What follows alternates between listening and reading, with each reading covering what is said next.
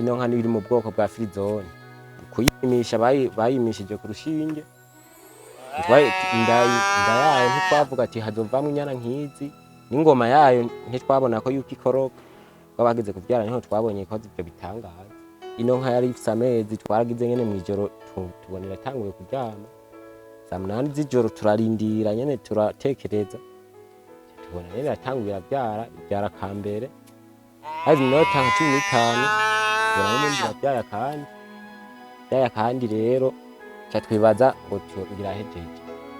Hazi minota 15 twibaza nyene ngira hejeje, tubonera vyara kandi uko nyene turakakira neza. Aho rero tuguma ngaho bubaye butatu, twibaza ngira hejeje nyene irarangiye. Tuvuga ati irahejeje nyene tayari. Hazi minota 15 tubonera vyara kandi rero nyene turatangara nyene bashi, turavuga ati no nka n'ukuntu yarimaze, ntase niyo vyara inka zine. Ino nka yarimaze kuvyara rimwe, yari toro igira kabiri. Izi nka rero kubera zavutse ari nyinshi, kugira rero ku bwose ubu tuza turahindura kugira ntibusumbanya amata canke tukabukamira kugira ngo bwose bugende ku rugero rumwe. Uzonkereza turafata ijage tugakamiramwo, twazanya akanyana kamwe ngaha kugira nyene ntitugore, ama tugaca tukama twuzuza tukaza dupima mu bebero.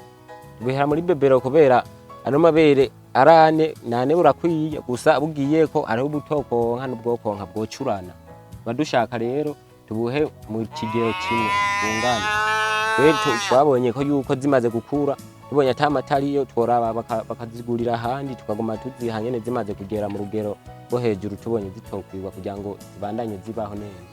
Ino nka rero impamvu umukoresha kubera nta mata yoronka, ino nka ubunyana ni bwishi nabwo kugira kubera ubu n'umugisha yarose, ubunyana nta mata yo kunywa yo kugera akurako, nabwo sinzi ko yuko bwohavura buronka bugakwiye. Bisigure ko atamata yo kugira yoronka, naha bubuze bwobwo yo burondera ahandi.